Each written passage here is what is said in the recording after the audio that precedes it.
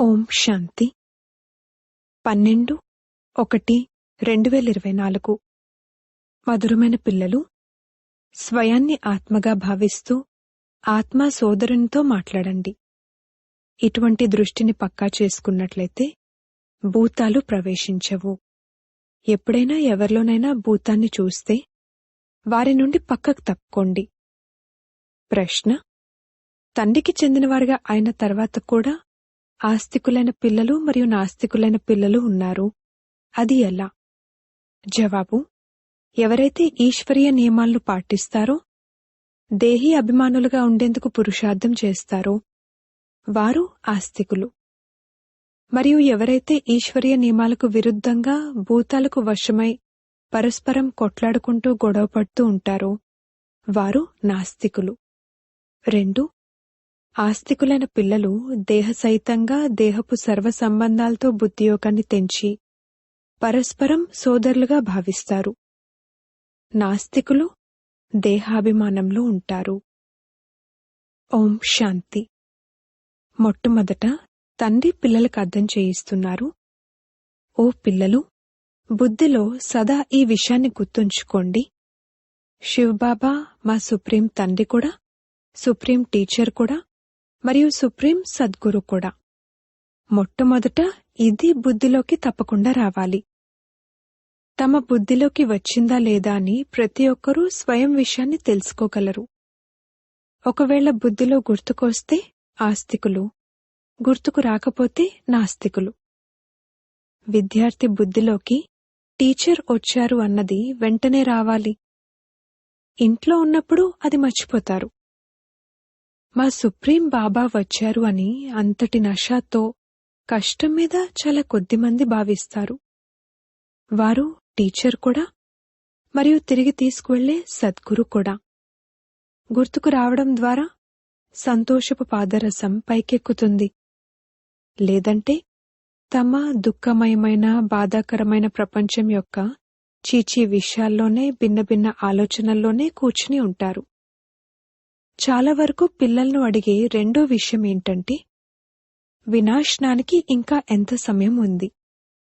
మీరు చెప్పండి. ఇది అడగాల్సిన విషయం కాదు. మొదట మాకిది ఎవరు అర్థం చేయించారో వారి గురించి తెలుసుకోండి. మొదట తండ్రి పరిచయాన్ని ఇవ్వండి. ఇది అలవాటై ఉంటే అర్థం చేయిస్తారు, లేకపోతే మర్చిపోతారు. స్వయాన్ని ఆత్మగా భావించండి, ఇతరులను కూడా ఆత్మిక దృష్టితో చూడండి అని తండ్రి ఎంతగా చెప్తూ ఉంటారు. కాని ఆ దృష్టి నిలవదు. రూపాయిలో ఒక అణావంతు కూడా కష్టంగా నిలుస్తుంది. బుద్ధిలో అస్సలు నిలవనట్లుగానే ఉంటుంది. ఇది తండ్రి శాపాన్నేమీ ఇవ్వడం లేదు. జ్ఞానం చాలా ఉన్నతమైనది అని అర్థం చేయిస్తున్నారు. రాజ్యస్థాపన జరుగుతుంది. నిరుపేదల నుండి రాజులుగా అవుతారు. రాజులుగా కొద్దిమందే అవుతారు. ఇకపోతే నిరుపేదలుగా నంబర్ వారు అవుతారు. లాస్ట్ నంబర్ వారి బుద్ధిలో ఎప్పుడూ ఏ విషయమూ కూర్చోదు. కావున మొట్టమొదటి ఎవరికైనా అర్థం చేయించేటప్పుడు శివబాబాది 32 గుణాల చిత్రాన్ని ఏదైతే తయారు చేయించారో దానిపై అర్థం చేయించాలి. అందులో కూడా supreme father, supreme teacher, Sadguru అని రాయబడి ఉంది. అర్థం చేయించేవారు సుప్రీం తండ్రి అని మొట్టమొదట ఎప్పుడైతే నిశ్చయం ఉంటుందో అప్పుడిక సంశయాన్ని తీసుకురారు. తండ్రి తప్ప ఈ స్థాపనను ఇంకెవ్వరూ చేయలేరు. మీరెప్పుడైతే ఈ స్థాపన జరుగుతుంది అని అర్థం చేయిస్తారో అప్పుడు వీరికి అర్థం చేయించేవారు ఇంకెవరో ఉన్నారు అన్నది వారి బుద్ధిలోకి తప్పకుండా రావాలి. రాజ్యస్థాపన జరుగుతుంది అని మానవ మాతృలెవ్వరూ ఈ విధంగా అనలేరు. కావున మొట్టమొదట తండ్రిపై నిశ్చయాన్ని పక్కా చేయించాలి. మనకు పరమాత్మైన తండ్రి చదివిస్తారు. ఇది మనుష్య మతమేమీ కాదు, ఇది ఈశ్వరీయ మతం. కొత్త ప్రపంచమైతే తప్పకుండా తండ్రి ద్వారానే స్థాపన అవుతుంది. పాత ప్రపంచ వినాశనం కూడా తండ్రి పనే. ఈ నిశ్చయం ఎప్పటి వరకైతే ఉండదో అప్పటి వరకు ఇది ఎలా జరుగుతుంది అని అడుగుతూనే ఉంటారు. అందుకే మొట్టమొదట శ్రీమతం యొక్క విషయాన్ని బుద్ధిలో కూర్చోబెట్టాల్సి ఉంటుంది. అప్పుడే ఇంకా ముందు విషయాలను అర్థం చేసుకోగలుగుతారు. లేకపోతే మనుష్య మతమనే అనుకుంటారు. మనుషుల మతం ప్రతి ఒక్కరిది వేరుగా ఉంటుంది. మనుషుల మతం ఒకటేలా ఉండడం జరగదు. ఈ సమయంలో మీకు మతాన్నిచ్చేవారు ఒక్కరే. వారి శ్రీమతంపై నియమం అనుసారంగా నడవడం ఇది కూడా చాలా కష్టం. తండ్రి అంటారు, దేహీ అభిమానులుగా అవ్వండి. నేను నా సోదరునితో మాట్లాడుతున్నాను అని భావించండి. అప్పుడిక గొడవలు కొట్లాటలు ఎప్పుడూ జరగవు. దేహాభిమానంలోకి వచ్చారంటే నాస్తికులు అని భావించండి. దేహీ అభిమానులుగా లేకపోతే వారు నాస్తికులైనట్లే. దేహీ అభిమానులుగా అయినట్లయితే ఆస్తికులని భావించండి. దేహాభిమానం ఎంతో నష్టదాయకమైనది. కొద్దిగా కొట్లాడినా గొడవ పడినా వారిని నాస్తికులని భావించండి. తండ్రి గురించి తెలియనే తెలీదు. క్రోధం యొక్క భూతం ఉన్నట్లయితే వారు నాస్తికులైనట్లు. ఆ తండ్రి పిల్లల్లో భూతాలెక్కడి నుండొచ్చాయి? వారు ఆస్తికులు కానట్లే. మాకు తండ్రిపై ప్రేమ ఉంది అని ఎంతగా అన్నా కాని ఈశ్వరీయ నియమానికి విరుద్ధంగా మాట్లాడినట్లయితే వారిని రావణ సాంప్రదాయం వారిగా భావించాలి. వారు దేహాభిమానంలో ఉన్నట్లు. ఎవరిలోనైనా భూతాన్ని చూస్తే లేక దృష్టి చెడుగా ఉన్నట్లు చూస్తే పక్కకు తప్పుకోవాలి. భూతానికి ఎదురుగా నిలబడి ఉన్నట్లయితే ఆ భూతం తమలోకి కూడా ప్రవేశిస్తుంది. భూతాలు పరస్పరం కొట్లాడుకుంటాయి. భూతాలు వచ్చినట్లయితే పూర్తిగా నాస్తికులైనట్లు. దేవతలైతే సర్వగుణ సంపన్నులుగా ఉంటారు. ఆ గుణాలు లేకపోతే నాస్తికులైనట్లే. నాస్తికులేమైనా వారసత్వాన్ని తీసుకుంటారా? లోపాలు కొద్దిగా కూడా ఉండకూడదు. లేకపోతే ఎన్నో శిక్షలను అనుభవించి ప్రజల్లోకి వెళ్లాల్సి ఉంటుంది. భూతాలకు దూరంగా ఉండాలి. భూతాన్ని ఎదుర్కొన్నట్లయితే తమలోకి కూడా భూతం వచ్చేస్తుంది. భూతాన్ని ఎప్పుడూ ఎదుర్కోవడం జరగదు. అటువంటి వారితో ఎక్కువగా మాట్లాడకూడదు కూడా. తండ్రి అంటారు, ఇదంతా భూతాల ప్రపంచం. ఎప్పటివరకైతే భూతాలు తొలగవో అప్పటి వరకు శిక్షలు కూడా అనుభవించాల్సి ఉంటుంది. పదవిని కూడా పొందలేరు. యుద్ధమైతే ఒక్కటే. కొందరు రాజులుగా అవుతారు, కొందరు నిరుపేదలుగా అవుతారు. రాజుల ప్రపంచం ఉండేది. ఇప్పుడిది నిరుపేదల ప్రపంచం. అందరిలోనూ భూతాలున్నాయి.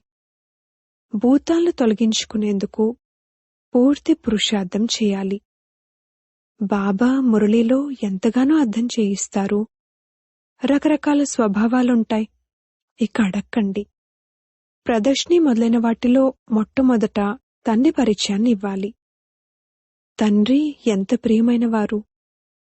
వారు మనల్ని ఈ విధంగా దేవతలుగా తయారు చేస్తారు. మనుషుల నుండి దేవతలుగా తయారు చేయడానికి భగవంతునికి ఎంతో సమయం పట్టదు అన్న గాయనం కూడా ఉంది. దేవతలు సత్యుగంలో ఉండేవారు. అంటే తప్పకుండా వారికన్నా ముందు కలియుగం ఉండేది. ఈ సృష్టి చక్రపు జ్ఞానం కూడా పిల్లలైన మీ బుద్ధిలో ఇప్పుడు ఉంది. అక్కడ ఈ జ్ఞానం ఈ దేవతల్లో ఉండదు. ఇప్పుడు మీరు నాలెడ్జ్ఫుల్గా అవుతారు. తర్వాత పదవి లభించాక నాలెడ్జ్ యొక్క అవసరం ఉండదు. వీరు అనంతమైన తండ్రి. వీరి ద్వారా 21 తరాలు మీకు స్వర్గ వారసత్వం లభిస్తుంది. మరి ఇటువంటి తండ్రిని ఎంతగా స్మృతి చేయాలి? బాబా ఎప్పుడూ అర్థం చేయిస్తూ ఉంటారు. ఎల్లప్పుడూ శివ్ బాబా మాకు అర్థం చేయిస్తున్నారు అని భావించండి. శివ్ బాబా ఈ రథం ద్వారా మనల్ని చదివిస్తున్నారు. వారు మన తండ్రి, టీచర్, గురువు. ఇది అనంతమైన చదువు. మొదట మేము తుచ్చ బుద్ధి కలవారిగా ఉండేవారము అని మీరు భావిస్తారు. ఈ కాలేజ్ గురించి ఎవరికీ కొద్దిగా కూడా తెలీదు. అందుకే అర్థం చేయించే సమయంలో కొద్దిగా అర్థం చేయించండి. ఇక్కడ శ్రీకృష్ణుని విషయమేమీ లేదు. తండ్రి అర్థం చేయించారు, శ్రీకృష్ణునికి చరిత్రేమీ లేదు, శివబాబాకు తప్ప బ్రహ్మ విష్ణు శంకర్లకు కూడా చరిత్ర ఉండజాలదు. మనుషుల నుండి దేవతలుగా తయారు చేసేవారు, విశ్వాన్ని స్వర్గంగా తయారు చేసేవారు అయినా వారొక్కరిదే చరిత్ర. మీరు ఆ తండ్రి శ్రీమతంపై నడుస్తారు. మీరు ఆ తండ్రికి సహాయకులు. ఆ తండ్రి లేకపోతే మీరేమీ చేయలేరు. మీరిప్పుడు పైసకు కొరగాని వారి నుండి ఎంతో విలువైన వారిగా అవుతున్నారు. ఇప్పుడు నంబర్వార్ పురుషార్థానుసారంగా మీరన్నీ తెలుసుకున్నారు. కావున మొట్టమొదటిది తండ్రి పరిచయం. సత్యుగంలో దేవతల్ది అనంతమైన రాజ్యాధికారం. వారి రాజ్యంలో ఇంకెవరూ ఉండేవారు కారు. ఇప్పుడిది కలియుగం. ఎన్ని లెక్కలేనన్ని ధర్మాలున్నాయి. ఈ ఒక్క ఆది సనాతన దేవీదేవత ధర్మం ఎప్పుడు స్థాపనైంది? ఇది ఎవరి బుద్ధిలోనూ లేదు. పిల్లలైన మీ బుద్ధిలో కూడా నంబర్వార్ పురుషార్థానుసారంగా ఉంది. మొదట తండ్రి మహిమ గురించి బాగా అర్థం చేయించాలి. తప్పకుండా తండ్రి ద్వారా మనకు పరిచయం లభించిందని మనకు తెలుసు. తండ్రి చెప్తున్నారు, సర్వుల సద్గతిదాతను కూడా నేనే. కల్పకల్పం నేను పిల్లలైన మీకు సలహా ఇస్తాను. స్వయాన్ని ఆత్మగా భావించండి మరియు నన్ను స్మృతి చేయండి. తద్వారా ఆత్మ పతితం నుండి పావనంగా అవుతుంది. ఆత్మాభిమాని భవ. ఇతరులను కూడా ఆత్మగా భావించినట్లయితే మీకు అశుద్ధ దృష్టి ఉండదు. ఆత్మే శరీరం ద్వారా కర్మలు చేస్తుంది. నేను ఆత్మ, వీరు ఆత్మ అన్నది పక్కా చేసుకోవాలి. మొట్టమొదట మనం 100% పావనంగా ఉండేవారము, తర్వాత పతితంగా అయ్యాము అని మీకు తెలుసు. బాబా రండి అని ఆత్మే పిలుస్తుంది. ఆత్మ అభిమానం పక్కాగా ఉండాలి. ఇతర సంబంధాలన్నింటినీ మర్చిపోవాలి. ఆత్మ అయిన మనం మధురమైన ఇంటిలో నివసించేవారము. ఇక్కడకు పాత్రను అభినయించడానికి వచ్చాము. ఇది కూడా పిల్లలను మీరే అర్థం చేసుకుంటారు. ఈ విషయాలు గుర్తున్నవారు మీలో కూడా నంబర్వారుగా ఉంటారు. భగవంతుడు చదివిస్తారు. ఎంతటి సంతోషం ఉండాలి. భగవంతుడు మన తండ్రి కూడా, టీచర్ కూడా, సద్గురు కూడా. మేము వారిని తప్ప ఇంకెవ్వరినీ స్మృతి చేయము అని మీరంటారు. తండ్రి అంటారు, దేహసహితంగా దేహపు సర్వ సంబంధాలను వదిలి నన్నొక్కరినే స్మృతి చేయండి. మీరందరూ సోదరులు. కొందరు అంగీకరిస్తారు, కొందరు అంగీకరించకపోతే వారు నాస్తికులని భావించండి. మనం శివబాబా పిల్లలం కావున పావనంగా ఉండాలి. బాబా మీరొచ్చి మమ్మల్ని పావన విశ్వానికి యజమానులుగా చేయండి అనే తండ్రిని పిలుస్తారు. సత్యుగంలోనైతే పావనులుగా తయారయ్యే విషయమే ఉండదు. మొట్టమొదట వీరు శివబాబా అని, వీరి ద్వారా కొత్త ప్రపంచ స్థాపన జరుగుతుంది అని అర్థం చేసుకోండి. ఒకవేళ వినాశనం ఎప్పుడు జరుగుతుంది అని అడిగితే ముందు అల్ఫ్ను, భగవంతుణ్ణి అర్థం చేసుకోండి అని చెప్పండి. అల్ఫ్ను అర్థం చేసుకోకపోతే ఆ తర్వాత విషయం బుద్ధిలోకి ఎలా వస్తుంది? సత్యమైన తండ్రి పిల్లలమైన మనం సత్యం చెప్తాము. మనమేమీ మనుషుల పిల్లలం కాము. మనం శివబాబా పిల్లలము. భగవాను వాచ, ఎవరైతే సోదరులందరికీ తండ్రినో వారిని భగవంతుడు అంటారు. మనుషులు తమను తాము భగవంతునిగా పిలుచుకోలేరు. భగవంతుడు నిరాకారుడు. వారు తండ్రి, టీచర్, సద్గురు. మనుషులెవ్వరూ తండ్రి, టీచర్, సద్గురు కాలేరు.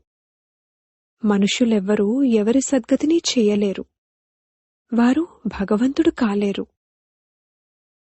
బాబా పతిత పావనుడు. పతితులుగా చేసేది రావణుడు. మిగిలిన వారంతా భక్తి మార్గపు గురువులు. ఎవరైతే ఇక్కడికి వస్తారో వారు ఆస్తికులుగానైతే అవుతారు అని కూడా మీరే అర్థం చేసుకుంటారు. అనంతమైన తండ్రి వద్దకొచ్చి వీరు మా తండ్రి, టీచర్, గురువు అని నిశ్చయం ఏర్పరచుకుంటారు. ఎప్పుడైతే పూర్తి దైవీ గుణాలు వచ్చేస్తాయో అప్పుడు యుద్ధం కూడా ప్రారంభమవుతుంది. ఇప్పుడిక కర్మాతీత అవస్థకు చేరుకుంటున్నాము అని సమయం అనుసారంగా మీరు స్వయం అర్థం చేసుకుంటారు. ప్రస్తుతం కర్మాతీత అవస్థ ఎక్కడుంది? ఇప్పుడింకా చాలా పని ఉంది. ఎంతోమందికి సందేశాన్ని ఇవ్వాలి. తండ్రి నుండి వారసత్వాన్ని తీసుకోవడానికైతే అందరికీ హక్కు ఉంది. ఇప్పుడిక యుద్ధం తీవ్రంగా జరుగుతుంది. అప్పుడిక ఈ హాస్పిటళ్లు, డాక్టర్లు మొదలైన వారెవ్వరూ ఉండరు. తండ్రి పిల్లలకు సమ్ముఖంగా అర్థం చేయిస్తున్నారు. ఆత్మలైన మీరు 84 జన్మలు శరీరాన్ని ధరించి మీ పాత్రను అభినయిస్తారు. కొందరికి 70-80 జన్మలు కూడా ఉంటాయి. ఇప్పుడైతే అందరూ వెళ్లాల్సిందే, వినాశనం జరగాల్సిందే. అపవిత్ర ఆత్మ వెళ్లలేదు. పావనంగా అయ్యేందుకు తండ్రిని తప్పకుండా స్మృతి చేయాలి. ఇందులో శ్రమ ఉంది. 21 జన్మల కొరకు స్వర్గవాసులుగా అవ్వాలి. ఇదేమైనా తక్కువ విషయమా? మనుషులైతే ఫలానా వారు స్వర్గవాసులయ్యారని అనేస్తారు. అరే, స్వర్గం ఎక్కడుంది? ఏం అర్థం చేసుకోరు. భగవంతుడు మమ్మల్ని చదివిస్తారు, విశ్వాధిపతులుగా తయారు చేస్తారు అని పిల్లలైన మీకు ఎంతో సంతోషం ఉండాలి. సంతోషమనేది ఒకటేమో స్థిరమైనదుంటుంది, ఇంకొకటి అల్పకాలికమైనదుంటుంది. చదువుతూ చదివిస్తూ ఉండకపోతే సంతోషమేముంటుంది? ఆసురీ గుణాలను పారద్రోలాలి. తండ్రి ఎంతగా అర్థం చేయిస్తారు. కర్మభోగం ఎంతగా ఉంది. ఎప్పటివరకైతే కర్మభోగం ఉంటుందో అప్పటి వరకు ఇంకా కర్మాతీత అవస్థ ఏర్పడలేదు అని అర్థం. ఇప్పుడు కష్టపడాలి. మాయా తుఫాన్లేవీ రాకూడదు. తండ్రి మమ్మల్ని అనేకసార్లు మనుషుల నుండి దేవతలుగా తయారు చేశారని పిల్లలకు ఈ నిశ్చయం ఉంది. ఈ విషయం బుద్ధిలోకి వచ్చినా అది అహో సౌభాగ్యమే. ఇది అనంతమైన పెద్ద స్కూల్, అది హద్దులోని చిన్న స్కూల్. వీరికి ఎలా అర్థం చేయించాలి? కొందరి నుండైతే ఇప్పటి వరకు ఇంకా భూతాలు తొలగలేదు అని తండ్రికైతే ఎంతో దయ కలుగుతుంది. హృదయంపైకి ఎక్కేందుకు బదులుగా పడిపోతారు. అనేకుల కళ్యాణం చేయడానికి ఎందరో కుమార్తెలైతే తయారవుతున్నారు. అచ్చా, మధురాతి మధురమైన సిక్కిలదే పిల్లలకు మాతాపిత బాప్దాదాల ప్రియస్మృతులు మరియు గుడ్ మార్నింగ్. ఆత్మిక పిల్లలకు ఆత్మిక తండ్రి నమస్తే. ధారణ కొరకు ముఖ్య సారము. మొదటి పాయింట్, ఏ పని ఈశ్వరీయ నియమాలకు విరుద్ధంగా చేయకూడదు. ఎవరిలోనైనా ఒకవేళ భూతం ప్రవేశించినట్లయితే లేక దృష్టి చెడుగా ఉన్నట్లయితే వారి ముందు నుండి తప్పుకోవాలి. వారితో ఎక్కువ మాట్లాడకూడదు. రెండవ పాయింట్, స్థిరమైన సంతోషంలో ఉండేందుకు చదువు పట్ల పూర్తి అటెన్షన్ పెట్టాలి. ఆసురీ గుణాలను తొలగించి దైవీ గుణాలను ధారణ చేసి ఆస్తికులుగా అవ్వాలి. వరదానము. నిశ్చయం మరియు నశ ఆధారంతో ప్రతి పరిస్థితిపై విజయాన్ని ప్రాప్తి చేసుకునే సిద్ధి స్వరూప భవ. యోగం ద్వారా ఇప్పుడు ఎటువంటి సిద్ధిని ప్రాప్తి చేసుకోండంటే ఇక అప్రాప్తికి కూడా ప్రాప్తి యొక్క అనుభవాన్ని కలిగించాలి. నిశ్చయం మరియు నశ ప్రతి పరిస్థితిలో విజయిగా చేస్తాయి. మున్ముందు ఎటువంటి పరీక్షలు వస్తాయంటే ఎండు రొట్టెను కూడా తినవలసి వస్తుంది. కాని నిశ్చయం, నశ మరియు యోగ సిద్ధి యొక్క శక్తి ఎండు రొట్టెను కూడా మెత్తగా చేస్తుంది, వ్యాకులపరచదు. మీరు సిద్ధి స్వరూపపు గౌరవంలో ఉన్నట్లయితే ఎవ్వరూ వ్యాకులపరచలేరు. ఏవైనా సాధనాలుంటే వాటిని ప్రశాంతంగా ఉపయోగించుకోండి, కాని అవి సమయానికి మోసం చేయకూడదు. ఇది చెక్ చేసుకోండి. స్లోగన్. నిమిత్తంగా అయి యథార్థ పాత్రను అభినయించినట్లయితే సర్వుల సహయోగపు సహాయం లభిస్తూ ఉంటుంది. అవ్యక్తి సైలెన్స్ ద్వారా డబల్ లైట్ ఫరిష్తా స్థితిని అనుభవం చేయండి. ఏ కార్యంలోనైనా నవీనతను ఆవిష్కరించేందుకు ఏకాగ్రత యొక్క అవసరం ఉంటుంది. అది లౌకిక ప్రపంచపు ఆవిష్కరణైనా లేక ఆధ్యాత్మిక ఆవిష్కరణైనా ఏకాగ్రత అవసరం. ఏకాగ్రత అనగా ఒకే సంకల్పంలో స్థితులైపోవటం, ఒకే లగనంలో మగ్నమైపోవటం, తమ శాంత స్వరూప స్థితిలో స్థితులైపోవటం. దీనివలన బుద్ధి భ్రమించడం సహజంగానే ఆగిపోతుంది. దేహాన్ని మరియు దేహ ప్రపంచాన్ని సహజంగానే మర్చిపోతారు మరియు డబల్ లైట్ ఫరిష్తా స్థితి అనుభవం అవ్వటం మొదలవుతుంది. ఓం శాంతి.